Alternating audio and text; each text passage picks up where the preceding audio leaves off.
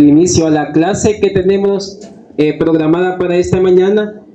Vamos a dar inicio porque en honor a los compañeros puntuales y para que el otro compañero que va a dar el segundo tema pues también tenga el tiempo suficiente para poder desarrollar la clase. Si más no me equivoco, ya están empezando a ver casi las enfermedades que están relacionadas de carácter sistémico o de carácter general, en el cual pues ya no va a haber quizás el compromiso de un solo órgano afectado, sino van viendo ustedes que la mayoría de enfermedades que se empiezan a ver casi siempre son multiorgánicas, ¿verdad? O empiezan a haber fallos multiorgánicos. Y dentro de una de ellas, de estas enfermedades, que esa es una característica primordial que tiene la leptospirosis, es eso, ¿verdad? La falla multiorgánica que puede ocurrir en diferentes sistemas dentro del organismo, principalmente lo que todo es hígado, sistema respiratorio, sistema digestivo, sistema renal, incluso hasta compromiso de la piel, de los ojos, etc. Entonces, ¿cómo vamos a definir la leptospirosis? La leptospirosis la vamos a definir como una enfermedad zoonótica con alta prevalencia en regiones del trópico o donde hay altas precipitaciones o alta cantidad de lluvia, que es causada por especies patógenas de leptospira, y que lo vamos a ver más adelante cuáles son esas especies patógenas pertenecientes al género Leptospira. Y esta enfermedad, la leptospirosis, es una enfermedad que se caracteriza por ser bifásica, es decir, que vamos a ver la que se manifiesta en dos fases, a la cual una de esas fases le vamos a denominar fase leptospirémica y la otra fase inmunitaria, en donde los pacientes pueden presentar o formas graves de la enfermedad, como el que se denomina síndrome de Weil, que es la forma más grave de leptospirosis, o algunos individuos también pueden cursar la leptospirosis de forma leve, o incluso hay individuos que la presentan también de forma asintomática. Dentro de los objetivos que vamos a cumplir en esta mañana es mencionar brevemente los agentes etiológicos que causan la leptospirosis, que más o menos ustedes se ubican a qué agente nos vamos a referir. Vamos a hablar un poco sobre la patogénesis de la enfermedad. Vamos a mencionar también algunos de los cuadros clínicos relacionados con el agente etiológico, las pruebas de laboratorio, más que todo que se utilizan para su diagnóstico, características epidemiológicas de la enfermedad y algunas acciones de control y prevención de esta enfermedad. Bueno, dentro de las generalidades de el agente etiológico, si ustedes se recuerdan, el agente es una espiroqueta. Es la morfología básica que tiene esta bacteria. Y las espiroquetas, si ustedes se recuerdan, tienen esa morfología helicoidal, o como lo conocemos también acá, como en forma de sacacorcho o en forma de tirabuzón. Entonces esa es la característica morfológica típica que tienen estas bacterias. Otra situación también es que estas bacterias son sumamente delgadas, pero relativamente largas. Si ustedes se fijan, esta bacteria Leptospira puede tener un diámetro de apenas 0.1 micrómetros, pero una longitud variable que puede estar entre los 6 a 20 micras. También, dependiendo de algunas de las especies, pueden presentar lo que son ganchos, ya sean en uno de los extremos de la espiroqueta, o a veces también los ganchos pueden estar presentes en ambos extremos. Estas bacterias, por sus requerimientos de oxígeno, las clasificamos como aerobias estrictas o aerobias obligadas. Es decir, que no son facultativas, no son anaeróbicas, y que prácticamente cuando se quieren incubar estas bacterias, a ley se necesita la presencia de oxígeno para poder obtener su aislamiento. Ahora, la temperatura óptima de crecimiento de estas bacterias, dependiendo, ¿verdad? Si son saprófitas, puede ser entre los 20 a 30 grados centígrados, pero si son especies patógenas, su temperatura de crecimiento puede andar oscilando también entre los 30 a los 37 grados centígrados. Esta bacteria también es una bacteria fastidiosa. ¿Qué quería decir eso de bacterias fastidiosas? ¿Qué?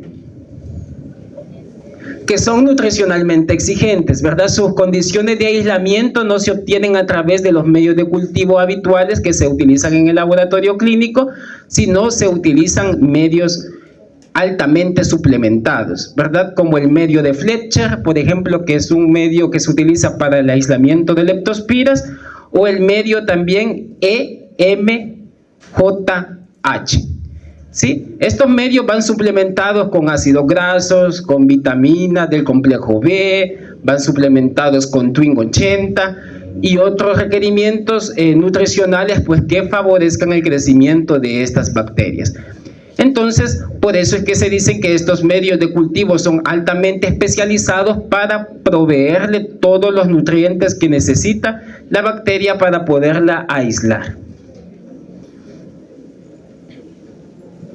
Dentro de esta microfotografía es para que veamos una de las características que tiene esta espiroqueta, esta bacteria, es que la bacteria es móvil, pero no es móvil como lo hacen otros tipos de bacterias que tienen flagelos libres. O sea, esos flagelos o esos apéndices salen de la pared celular para poderse mover. En cambio, esta bacteria lo que tiene son endoflagelos, o también pueden ser conocidas como fibrillas axiales. ¿Y dónde se encuentran esos endoflagelos o fibrillas axiales? Se encuentran por debajo de la membrana externa que tiene la bacteria. Y esos endoflagelos se encuentran anclados en los extremos de punta a punta dentro de todo el cuerpo de la bacteria, y si ustedes se fijan, esos dos endoflagelos van bordeando toda la longitud de esa bacteria. Y por eso el movimiento característico que decíamos de esa bacteria también, que puede ser como en forma de sacacorcho o en forma de tirabuzón. Y que junto a esos ganchos facilitan la penetración activa de la bacteria en las membranas mucosas. Si decimos de que esos endoflagelos o esas fibrillas axiales están por debajo de una membrana externa, ¿qué tipo de bacteria es en base a la coloración de Gram, según ustedes? Gram negativa, ¿verdad? Es una bacteria que se considera como Gram negativa, pero ya vamos a ver más adelante que la coloración de Gram en este tipo de microorganismos no nos sirve mucho para la identificación por las características pues morfológicas propias que tiene esta bacteria. Otras condiciones que hay que tomar en cuenta referente a este microorganismo de leptospiras es que son resistentes al frío, pueden ser sensibles al calor y a la desecación, también a los rayos solares o la luz ultravioleta, y también no puede soportar por mucho tiempo lo que son pHs ácidos, ¿sí? No se pueden observar en microscopía óptica común como la que realizamos en el laboratorio. ¿Por qué creen ustedes que no se puede realizar esa microscopía?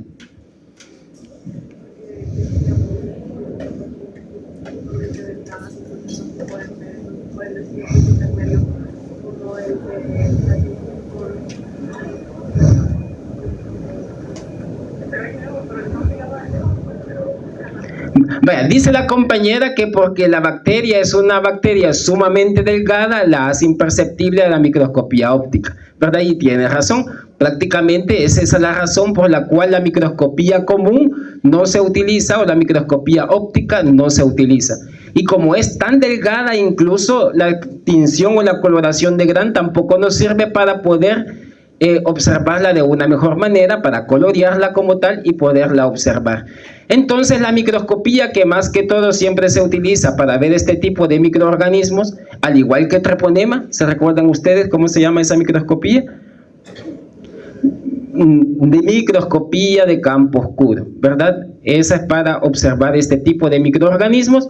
Y más adelante vamos a hablar un poco sobre los hallazgos histopatológicos que se pueden observar en algunos tejidos. Estas bacterias también se pueden mantener viables en agua por varios días cuando el pH de esta agua es alcalino o tal vez neutro. Y esa es una característica bien importante de estas bacterias, porque la transmisión casi siempre de estas bacterias de Leptospira está relacionada al vehículo que se le llama agua, ¿sí? Puede ser, más que todo, es agua dulce, ¿sí?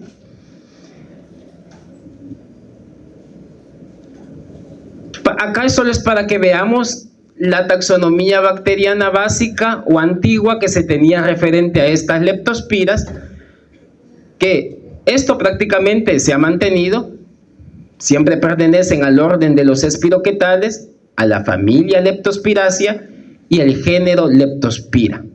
Anteriormente, por simplicidad, solamente se decía que la especie Leptospira interrogans era la única especie que causaba enfermedad en el humano.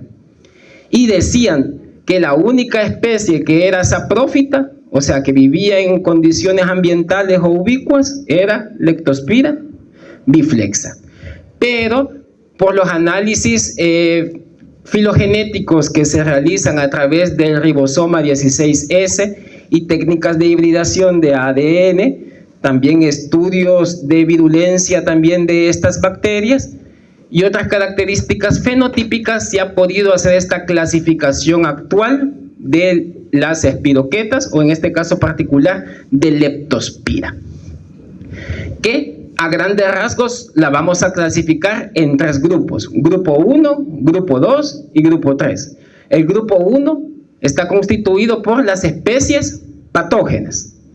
El grupo 2 vamos a poner a las que son patógenos intermedios, y el grupo 3 las especies que son no patógenas o que son saprófitas. Si ustedes se fijan, de acá hacia acá vamos viendo el grado de virulencia que va expresando cada una de estas bacterias. Obviamente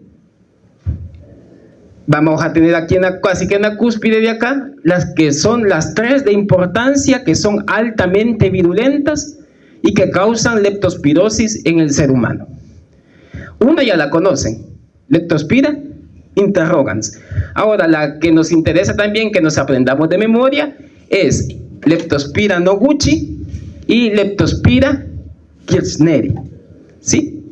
Si ustedes ven, están ellas encerradas en ese cuadrito porque esas tres especies están emparentadas filogenéticamente hablando, ¿sí? Casi siempre esas tres casi tienen la misma forma de crear enfermedad en los individuos. Esto yo creo que en algunas clases ya lo han visto. Esto lo conocemos como árbol filogenético o dendrograma, ¿verdad? Para ver cómo está el grado ¿cómo sería? De emparentamiento, no sé cómo llamarlo, o qué tan familiar, o qué tan primas o hermanas son cada una de estas bacterias, porque comparten características genéticas o fenotípicas comunes. Bueno, y si ustedes se fijan, aquí está Leptospira biflexa, pero ya ella no es la única saprófita. Ustedes ven que también están otras especies que se pueden comportar como saprófita. Ahora, esto de intermedios patógenos quiere decir de que se ha visto que puede causar leptospirosis, pero en grados leves, ¿verdad? O unas infecciones asintomáticas, ¿sí? Pero no a desarrollar propiamente cuadros graves o complicados de leptospirosis, como pasaría con el grupo 1 de patógenos. Y este cuadro solo es para que veamos las temperaturas de crecimiento que tiene cada uno de esos grupos. En este caso es la que nos interesa a nosotros, el grupo de las patógenas. Si ustedes se fijan, tiene un rango de crecimiento entre la temperatura de 20 a 37 grados centígrados. Y aquí esto tiene vital importancia, de que todas esas bacterias que sean patógenas deben de poder resistir el crecimiento a esa temperatura. ¿Por qué deben de resistir esta temperatura? Porque creen que las leptospiras patógenas deben de poder resistir crecimiento a 37 grados centígrados. Es la temperatura del cuerpo humano, ¿verdad? Entonces, para que ellas puedan causar enfermedad, deben de estar adaptadas a poder crecer a esa temperatura. Si ustedes ven, las saprófitas pueden estar hasta temperaturas bajas, 1 grado centígrado hasta 35, ¿verdad? Y también como las que son patógenos intermedios. Este cuadro es solo para que veamos así de manera general cómo es la patogenia que puede causar esta bacteria, ¿sí? Y recordemos que cómo es que esta bacteria va a ingresar al cuerpo humano, cómo va a entrar las leptospiras patógenas en el cuerpo humano. Van a entrar a través casi siempre de lo que son de mucosas, puede ser la mucosa bucal o las conjuntivas primordialmente. Pero también puede entrar a través de piel erosionada, puede entrar a través de la mucosa nasofaringea o también incluso a través de las mucosas genitales. Ojo, aunque diga aquí que la piel erosionada es como una fuente, bueno, una puerta de entrada para la leptospira, se ha visto que también las leptospiras pueden penetrar incluso piel intacta. Y también no es necesario que la mucosa esté erosionada o rasgada, también ella puede penetrar las mucosas intactas. ¿Y ustedes cómo creen que hacen esa entrada a través de esas mucosas? ¿Qué creen que le ayuda? ¿Ah? Los endoflagelos, entonces, ¿pero qué hacen esos endoflagelos? El movimiento, ¿sí? El movimiento en sacacorcho que tiene, y aparte que tenían en los extremos, los ganchos, ¿verdad? Entonces, el gancho a través de ese movimiento en sacacorcho, entonces facilita la penetración activa de la bacteria en cualquiera de estas puertas de entrada. Obviamente es más fácil que la bacteria pueda entrar a través de piel erosionada que piel intacta, ¿sí? Pero tengamos presente que también incluso puede entrar a través de esas mucosas intactas, como las conjuntivas también, o la mucosa bucal. Entonces, cuando ya penetró y atravesó ya estas barreras naturales, la bacteria va a pasar al torrente circulatorio y puede llegar al endotelio vascular y causar lo que son daño vascular, vasculitis, dando lo que son hemorragias.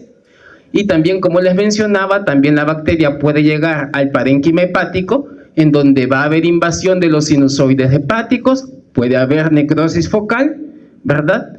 Y provocando pues uno de los signos más evidentes también de la leptospirosis, más que todo de la leptospirosis grave, la ictericia. También puede llegar a lo que es al riñón, en donde puede dar lo que es una insuficiencia renal a consecuencia de una nefritis intersticial que se puede dar a través de las nefronas.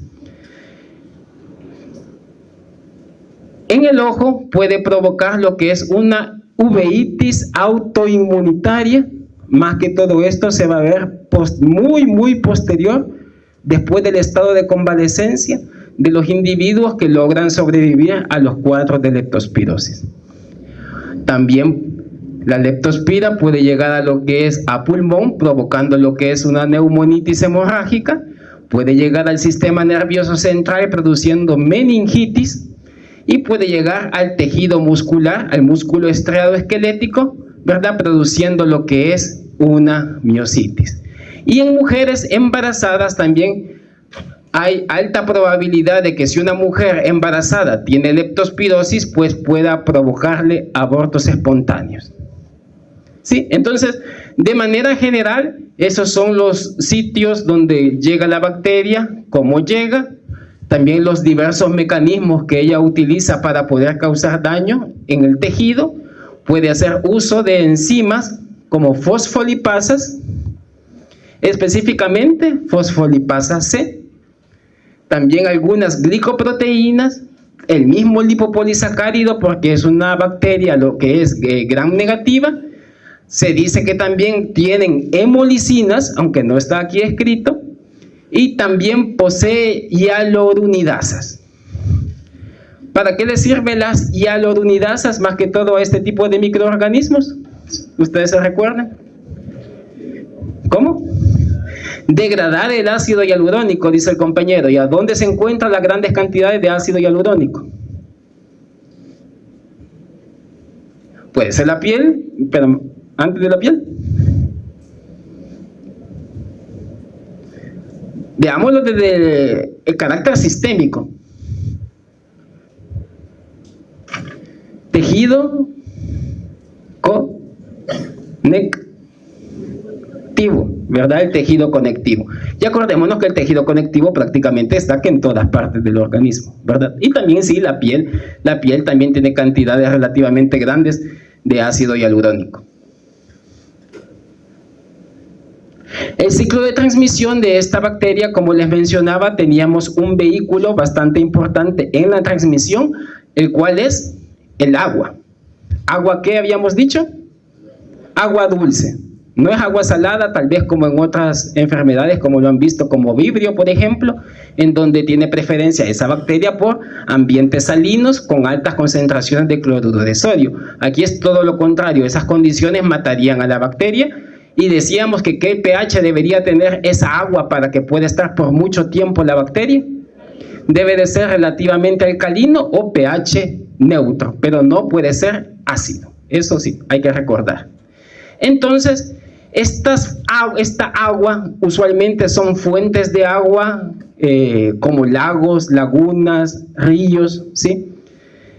En el cual los mamíferos, óigase bien, los mamíferos pueden servir, algunos mamíferos, como reservorios naturales de la bacteria.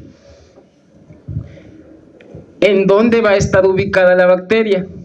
Colonizando perennemente en estos mamíferos, en el túbulo contorneado distal de las nefronas.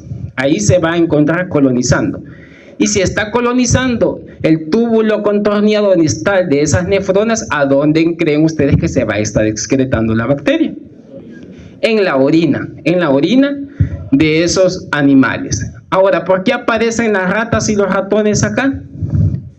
Porque este mamífero es el que constituye el principal reservorio de leptospiras patógenas para el ser humano.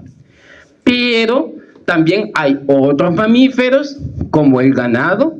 Fíjese bien, puede ser ganado bovino, ganado equino, ganado ovino, incluso también otros mamíferos como animales de compañía, como perros y gatos, ¿sí?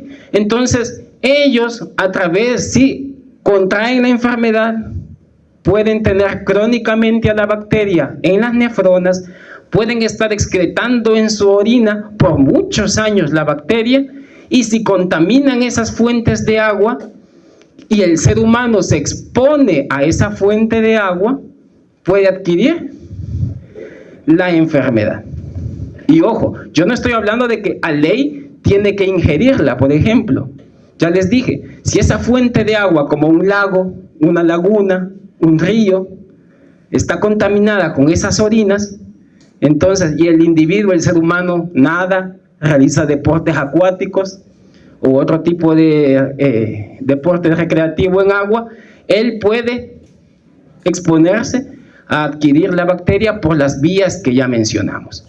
Aunque también puede ser que si estos roedores, por ejemplo, llegan a contaminar superficies de alimentos con esa orina, también pues más fácil todavía, pues la pueden ingerir y causar enfermedad. Pero como les mencionaba, el principal mecanismo casi siempre está involucrado en el consumo, bueno, más que consumo, o a la exposición de agua contaminada con orina infectada por la bacteria Leptospira. Bueno, las manifestaciones clínicas en los individuos se pueden presentar en un periodo de incubación relativamente largo, que puede oscilar dentro de 7 días a 2 semanas. La mayoría de los casos, les decía que pueden ser relativamente leves también, y en algunos individuos también se puede presentar de manera asintomática. En los individuos asintomáticos se ha visto que ellos producen títulos de anticuerpos, fíjense bien, pero aunque tengan títulos de anticuerpos relativamente elevados, no llegan a desarrollar enfermedad. Ahora, la razón por la cual sucede eso, pues no está totalmente dilucidada. El inicio de la enfermedad es de forma súbita y es una enfermedad de carácter febril. Esto es muy importante, ¿verdad? Casi siempre todas las enfermedades de carácter sistémico, el punto cardinal es la presencia de fiebre. Y esta fiebre puede tener una duración de aproximadamente 10 días si seguimos el curso natural de la enfermedad. Como habíamos dicho, es una enfermedad que se caracteriza por tener una naturaleza bifásica, donde se reconocen dos fases. La primera, la fase leptospirémica, que es donde ocurre el aparecimiento de fiebre. ¿Qué querrá decir eso de fase leptospirémica? Que la bacteria está circulando en sangre, así es, y por ello este signo aparece, la presencia de la fiebre. Y la segunda fase, la fase inmunitaria, en donde aparecen títulos significativos de anticuerpos contra esa bacteria. Y óigase bien, aunque también se llama fase inmunitaria, en algunos textos la pueden encontrar como fase leptospiúrica. Entonces, ¿qué quiere decir eso de leptospiúrica?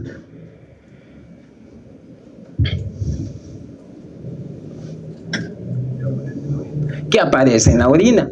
Ajá. Cuando sucede la fase inmunitaria, ya la bacteria desaparece de sangre, pero los títulos de anticuerpos están en su cúspide y a la vez ya la bacteria se está empezando a excretar en la orina. Y a pesar de que clínicamente se han descrito como en dos fases, pues a veces también no se puede diferenciar realmente entre una primera fase y una segunda fase, y a veces se ha visto de que hay individuos que llegan a tener, solo desarrollan la fase primaria, no desarrollan una fase inmunitaria, o otros pues desarrollan rápidamente la fase inmunitaria casi sin pasar por fase leptospirémica, ¿sí? Entonces, para que vean de que a ley estas dos fases pues no siempre se van a cumplir a pie de la letra.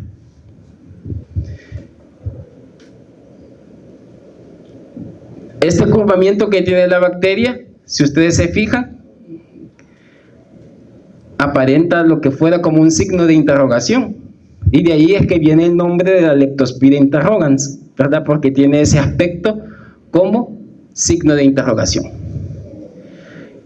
Este cuadro nos va a servir para, bueno, primero para que veamos la naturaleza bifásica de la enfermedad, que ya mencionamos sus dos fases, la fase de leptospiremia y la fase de leptospiuria o la fase inmunitaria de la enfermedad. Entonces aquí podemos extrapolar varias cosas, como ustedes se fijan acá.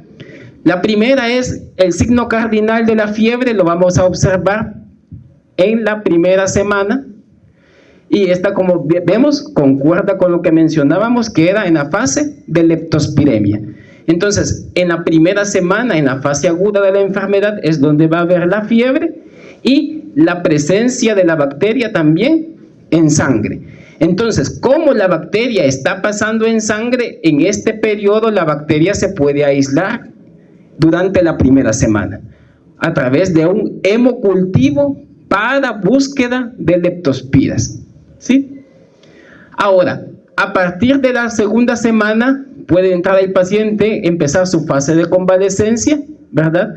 O estar siempre en la fase de leptospiuria, en donde, ¿qué pasa acá? La bacteria empieza a aparecer en la orina, desaparece en sangre, pero también puede estar presente ya en líquido cefalorraquídeo y causando lo que es en el sistema nervioso central lo que se conoce como una meningitis aséptica, que en otra clase vamos a mencionar qué es eso de meningitis aséptica. Habíamos dicho que los títulos de anticuerpos detectados detectables van a llegar a partir de la segunda semana. Y esto trae una desventaja, fíjense bien, porque la mayoría de pruebas diagnósticas de laboratorio para la leptospirosis son de carácter inmunológico o serológico. Casi en nuestro medio no hay métodos de aislamiento de cultivo de la bacteria por la complejidad que ya mencionamos que es para poderla aislar. Y lo que les mencionaba también acá, que como secuela puede haber lo que es uveitis autoinmunitaria en los pacientes después de haber padecido todo el periodo de la enfermedad.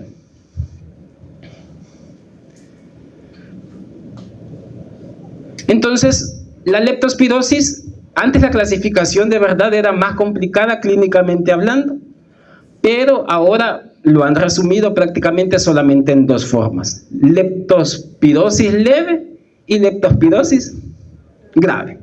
Fácil, ¿verdad? Entonces, en la leptospirosis leve, la mayoría de pacientes puede cursar de manera asintomática, como ya lo habíamos mencionado. Se manifiesta como una enfermedad semejante a la gripe, con inicio súbito de fiebre, como lo habíamos dicho. También puede estar acompañado de otras manifestaciones de carácter inespecífico, como pueden ser los escalofríos, la cefalea, la náusea, vómito, dolor abdominal, su función conjuntival y mialgias. Ahora, la cefalea suele ser casi siempre de carácter frontal o retroorbital, la cefalea. Entonces, al presentarse de esa manera, a veces se hace diagnóstico erróneo pensando que puede ser una enfermedad como el dengue, porque esa cefalea se caracteriza en el dengue, aparte que el dengue es una enfermedad febril y es una enfermedad de carácter hemorrágico. Entonces, eso puede llevar a confusión a la hora del diagnóstico. La subfusión conjuntival no quiere decir más que el enrojecimiento de la conjuntiva, ¿sí?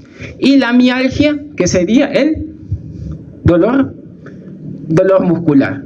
Ahora, ¿qué músculos se ven involucrados en ese dolor? Prácticamente son la espalda, el abdomen y particularmente lo que llamaría la atención es que duelen lo que son las pantorrillas. Entonces, eso es bien característico en ese dolor a nivel de esos músculos.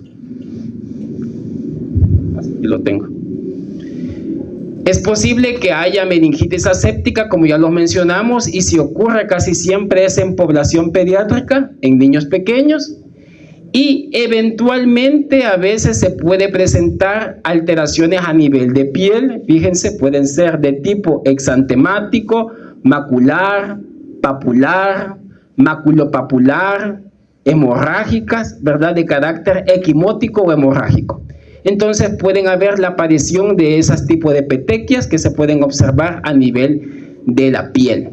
Entonces, por eso les digo que este tipo de enfermedad, vamos a ver en la parte del diagnóstico diferencial con qué tipo de enfermedades se parece mucho, pero hay pues claves que hay que prestarle atención para poder hacer el diagnóstico certero.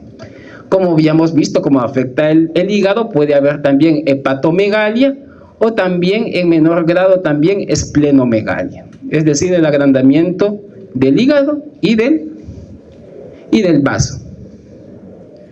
Y la ictericia si puede haber, a veces hay, a veces no la hay, ¿verdad? Y es una ictericia leve en comparación como se va a presentar en la forma grave.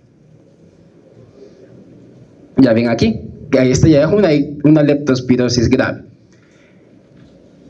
Pues obviamente tiene que pasar a veces como una leptospirosis leve, también es una enfermedad de evolución rápida, y cuando afecta el sistema nervioso central, pues va a comprometer lo que es el estado mental y cognitivo del individuo, presentando a veces signos de meningismo, la insuficiencia renal aguda causada por esa nefritis intersticial que ocurre a través del parénquima renal.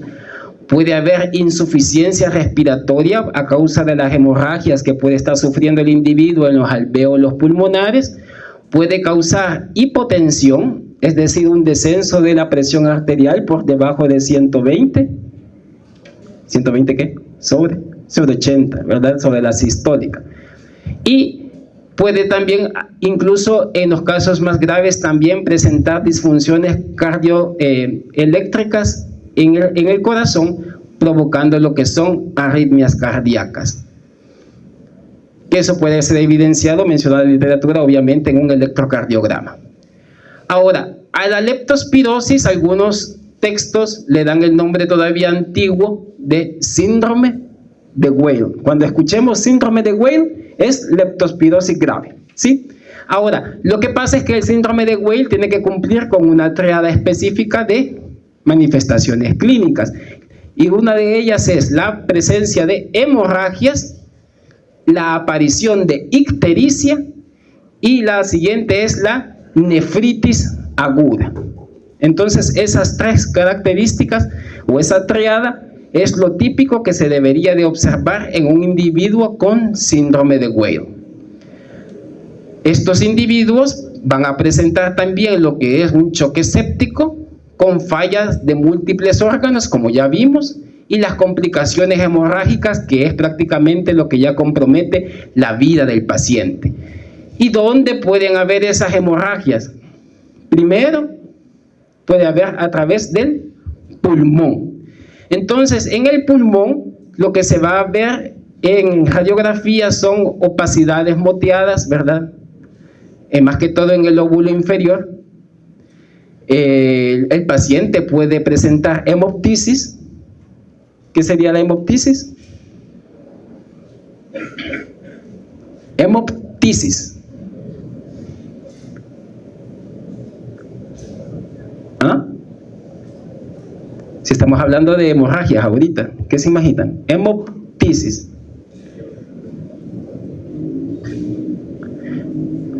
Expectoración con sangre, Entonces eso va a ser característico en estos individuos que tengan una neumonitis hemorrágica, ¿sí? Ahora, pueden haber hemorragias a través del tracto digestivo también. ¿Cómo podemos ver que hay hemorragia en el tracto digestivo? La presencia de melenas y la otra. Melenas es cuando la sangre ya está digerida, ¿sí? Y la otra es la hematoquesia. Acuérdense que ya puede ser la presencia de sangre directa en la materia fecal. Pueden haber hemorragias en el aparato urinario, ¿sí? Que eso lo van a poder observar obviamente en un general de orina, donde le van a reportar pues que hay hematuria. Bueno, más que reporte de hematuria, le van a decir que hay un intervalo de glóbulos rojos entre tanto y tanto, y usted va a considerar si ese rango es compatible con una hematuria. Y también pueden haber pequeñas hemorragias a nivel de la piel, que es lo que va a causar la aparición de ese exantema maculopapular que puede existir, o la aparición de petequias. Y esas petequias que llegan a aparecer también suelen desaparecer bien rápidamente. No crean que va a permanecer el paciente moteado por bastante tiempo, sino va a ser de manera transitoria.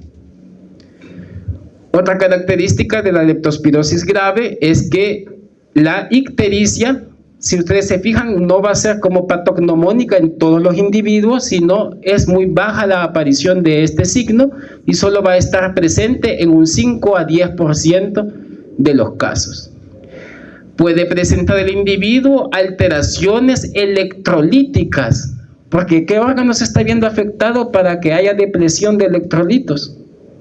El riñón, ¿verdad? Entonces pueden incluir hipopotasemia, pérdida entonces o niveles bajos de potasio, e hiponatremia, niveles bajos de sodio. Y una característica singular de estas manifestaciones en la orina de los pacientes es que hay un electrolito que sí, casi que es característico de las nefropatías causadas por leptospira. ¿Cuál electrolito es? Magnesio. Entonces, la presencia de ese magnesio en cantidades altas en la orina es indicativo de una nefropatía por leptospiras. La hipotensión habíamos dicho que es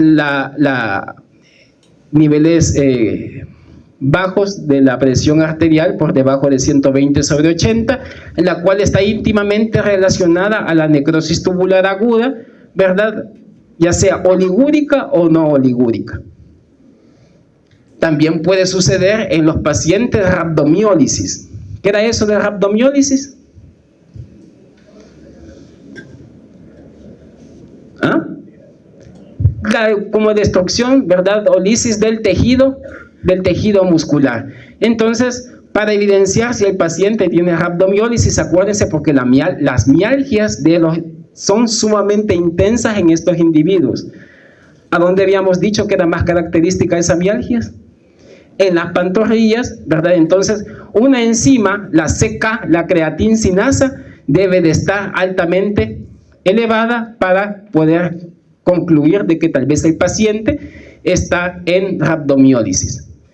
Puede presentar alteraciones hematológicas, principalmente disminución en el conteo de plaquetas, menor a 100.000 plaquetas por milímetro cúbico. Y la secuela que le habíamos dicho, que se puede presentar al final de la leptospirosis, lo cual es la uveitis autoinmunitaria. Ahora, ¿con qué enfermedades hay que prestar atención y hacer y establecer un diagnóstico diferencial? Más que todo son con las enfermedades hemorrágicas, ¿sí? Y si ustedes se fijan, habíamos mencionado una. ¿Cuál habíamos dicho? El dengue, ¿verdad? Quiero ver si está aquí. Aquí está, ¿ven? Síndromes hemorrágicos como el dengue, incluso también las causadas por hantavirus, y algunas pues hemopatías, pero esas ya son de otro origen, no necesariamente debido a infecciones virales, ¿sí? Pueden haber otros tipos de enfermedades, como por ejemplo algunas meningitis virales, cuando estamos hablando de que puede presentar meningitis aséptica, y nos vamos a ir adelantando en eso. Las leptospiras, si dan meningitis, dijimos, se caracteriza por ser una meningitis aséptica. Y las meningitis causadas por virus también son meningitis asépticas. Pero como les digo, ese término lo vamos a ver más adelante cuando veamos esa clase. También, pues con otros síndromes de carácter ictérico, como pueden ser las hepatitis virales, ¿verdad? Y otro tipo de enfermedades que ustedes pueden ver en el cuadro. ¿Qué pruebas de laboratorio se pueden utilizar para el diagnóstico de manera general de la leptospirosis? El primero es el hemograma. Y por ser una infección bacteriana se va a caracterizar también por el aumento de leucocitos por arriba de 10.000 milímetros cúbicos, ¿sí? También habíamos dicho otra alteración hematológica. ¿Cuál era? Que hay presencia de trombocitopenia, conteos menores a 100.000 plaquetas por milímetro cúbico. Otros indicadores de inflamación o de infección, de manera general, ya habíamos mencionado en otras patologías, la proteína C reactiva va a estar elevada y la velocidad de eritrosedimentación también va a estar elevada por el carácter inflamatorio e infeccioso de la enfermedad. Las bilirrubinas, a pesar, fíjense, de que es ictérica la enfermedad, en los casos graves no se elevan tanto como en otras patologías que sí afectan al hígado. Entonces, las bilirrubinas no se encuentran tan elevadas, y también las transaminasas hepáticas también no se encuentran tan elevadas como en otras enfermedades. Los electrolitos ya habíamos mencionado cuáles se encuentran en disminución. Podemos hacerle también un examen general de orina para demostrar la presencia de la hemorragia en el tracto urinario, para ver si el paciente está con hematuria. También puede presentarse leucocitos en orina, también pueden aumentar levemente las proteínas en la orina, y también la aparición de algunos cilindros en la orina, como son los cilindros hialinos y los cilindros granulosos, que eso lo vamos a ver en una discusión del examen general de orina. Cuando hay pacientes que tengan meningitis aséptica causada por las leptospiras, los hallazgos en el líquido cefalorraquídeo son esos. Puede haber una pleocitosis, es decir, un aumento en el conteo de células dentro del líquido cefalorraquídeo. Dentro de esas células, los leucocitos obviamente son los que van a estar aumentados, puede estar entre un rango como entre de 500 a 1000 por milímetro cúbico, y esos leucocitos son de predominio linfocitario, o sea, son mononucleares, y eso llama mucho la atención, porque si fuera una infección de origen bacteriano, ¿quién tendría que estar aumentados en líquido cefalorraquídeo? Serían los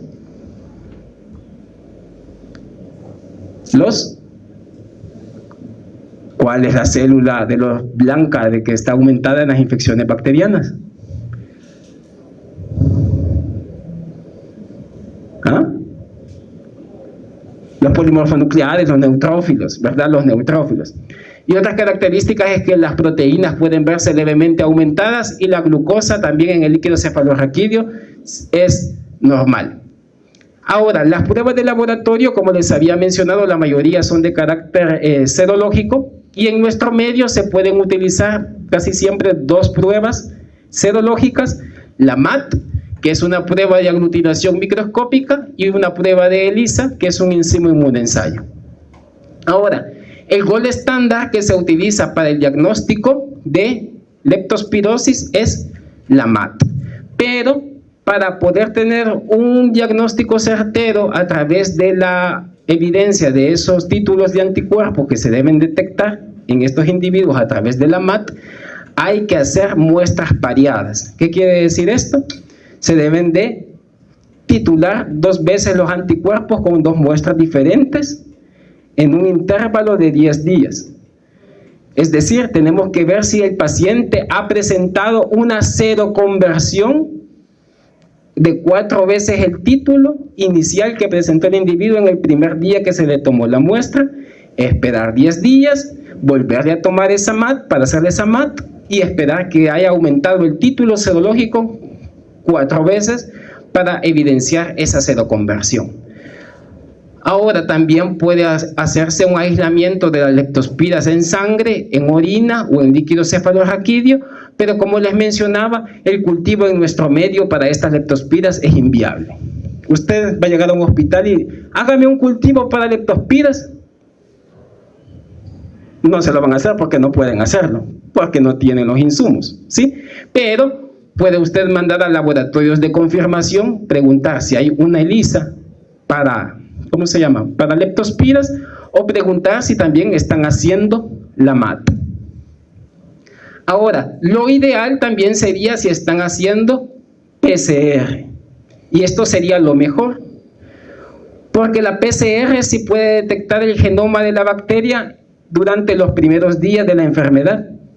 En cambio, ¿qué estábamos diciendo? Que para que los títulos de anticuerpos sean detectables, ¿en qué semana tiene que aparecer? Segunda semana. Ya se ha muerto el paciente, ¿verdad? Entonces, hay que preguntar si el laboratorio de referencia tal vez está haciendo una reacción en cadena de polimerasa y usted la puede mandar durante la primera semana de la enfermedad a la luz de los criterios clínicos y de laboratorio que ya se han visto.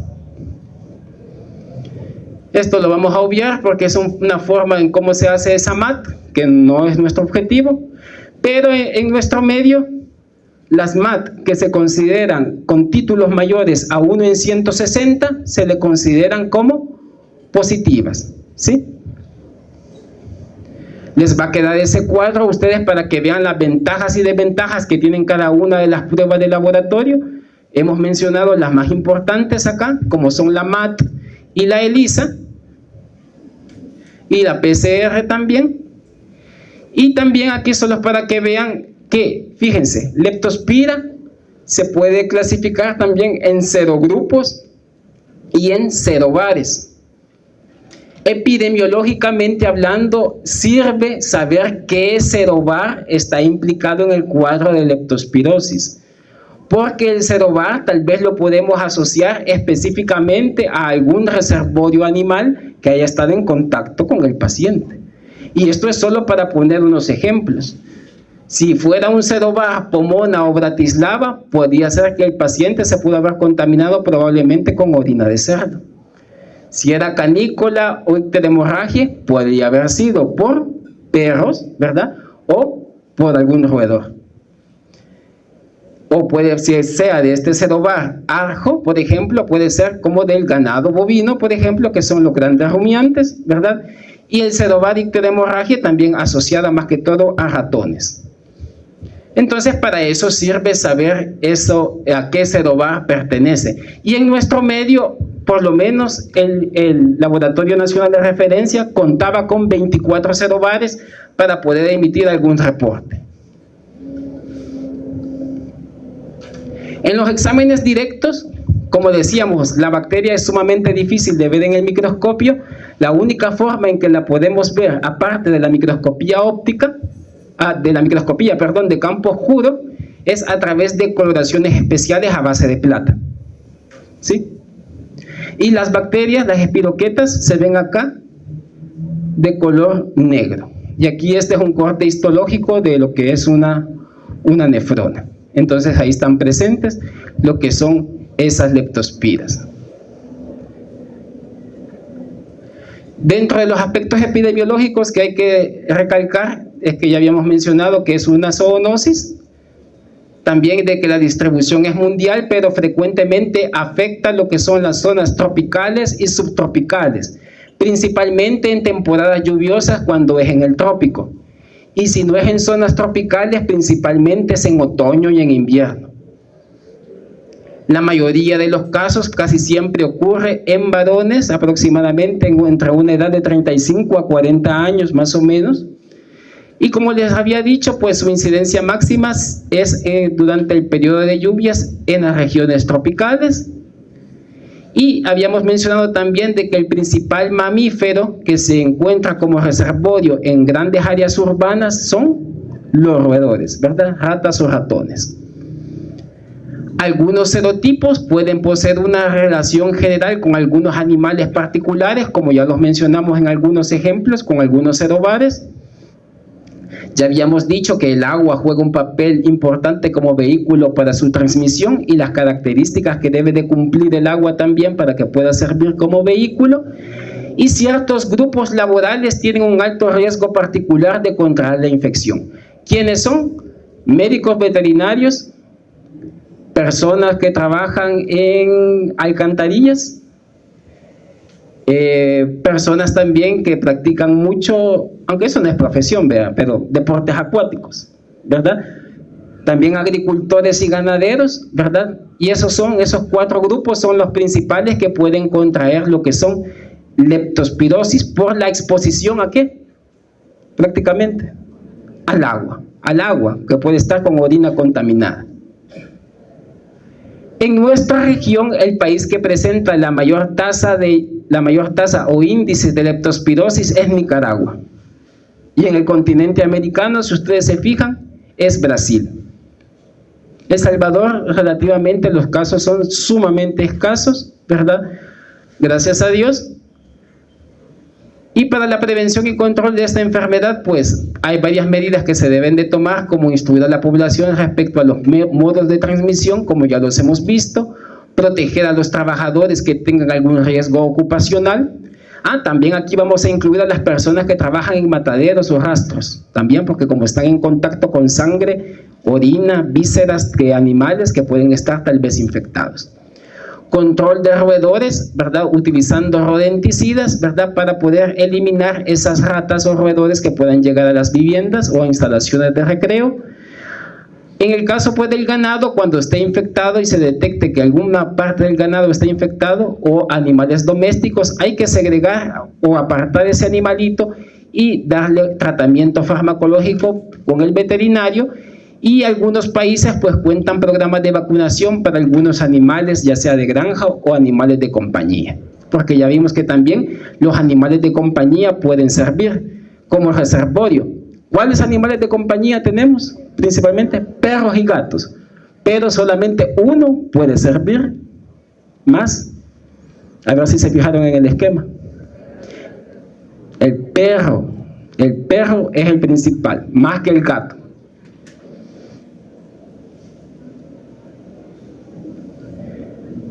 Hay que tener precauciones también para el manejo de sangre y de líquidos corporales. Ustedes como profesionales, utilizando el equipo de protección adecuado, desinfectar los artículos que se encuentran contaminados con orina, ya sea humana o animal. Y en caso de epidemias, pues se recomienda buscar dónde es que está la probable fuente de infección. Y ya vimos que eso, ¿quién nos ayudaría a buscar eso? Una probable fuente de infección, si supiéramos qué lo está causando.